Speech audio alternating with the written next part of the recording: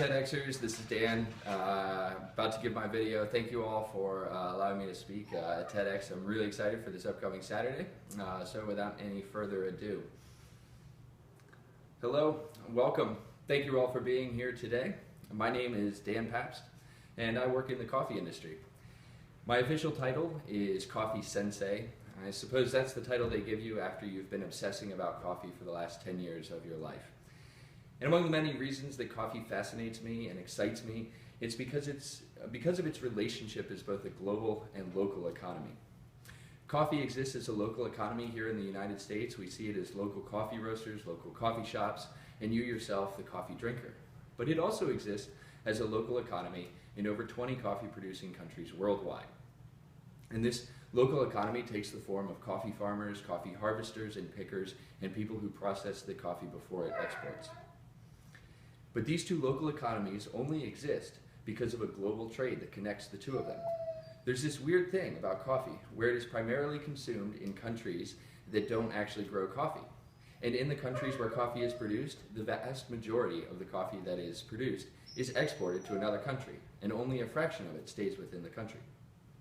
Coffee is inherently both global and local. And in a similar way, many of the lessons that we can learn about coffee, we can apply to other aspects of our life.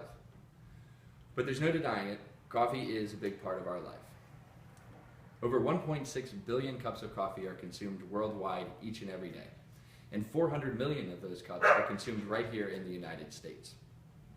So it's fair to assume that the majority of this room might be filled with coffee drinkers. So I'd like you to think back to the last couple cups of coffee that you've had in the last few weeks and how much you paid for them. The average price for a cup of coffee in the United States is $1.50. So, by a show of hands, how many people here recently paid less than $1.50 for their cup of coffee? Anybody? All right. Now let's flip that.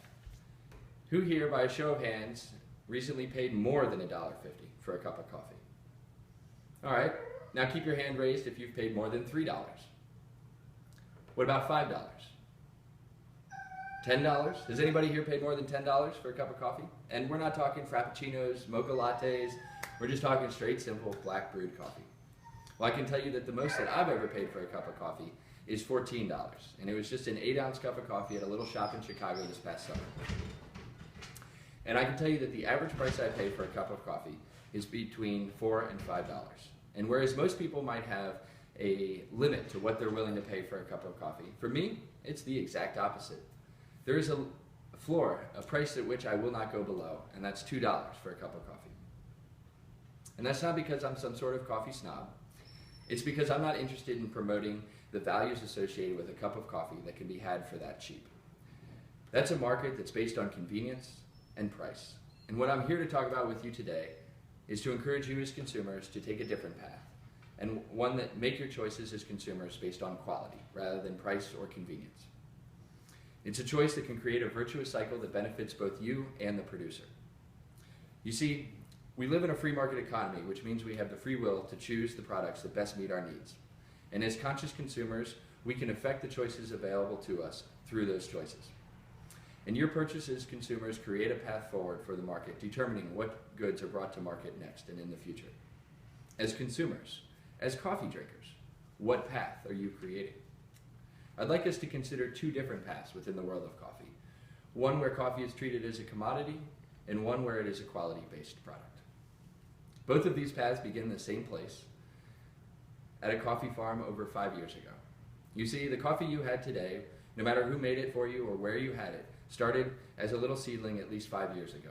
That's how long it takes from when you plant coffee in the ground to when you can start harvesting it for commercial purposes. As a commodity, coffee is grown on huge estates. The land is clear-cut to promote the maximum farmable land. But by clear-cutting the land, we remove the natural habitat and the resulting shade that the trees could benefit from. So under full sunlight, these coffees struggle. And as a result, to combat the effects of intense sunlight and heat, and to promote the maximum crop yield possible, these farmers are forced to use pesticides and other additives in order to guarantee a successful harvest. When it comes time to harvest the ripe cherries, these farms can take advantage of these large flat large flat plots of land and use mechanical harvesters that stretch out through the fields and with their arms reach out and grab the coffee trunks and vibrate the trees so that the cherries and anything else might fall down to be processed. Once harvested, these coffees are processed. The coffee beans or seeds are stripped and removed from the cherry and then dried and sorted. At this point, the coffee farmer can be paid for his or her coffee at an exchange that will prepare the coffee for export. The price the farmer receives for the coffee is arbitrary and based on the International Coffee Exchange. You see, at any given day, coffee is being traded as a commodities future on a global market, where the price goes up and down based on the market's expectation of future supply and demand. And this is a highly volatile market that can have wild swings in either direction. As climate change and other environmental threats affect the global supply of coffee, the price the farmer receives for his coffee each year fluctuates similarly up and down and beyond his control. Now this graph behind me shows that the price per pound for coffee on the exchange market over the last 30 years. And as you can see, there are two very significant spikes in the price for coffee, both of which are the result of crop yields in Brazil. Brazil is the world's largest producer of coffee and as a result has a significant impact on the global price paid per pound. So, imagine that you're a coffee farmer in Papua New Guinea. The price that you were paid for your coffee, your income, can be entirely dependent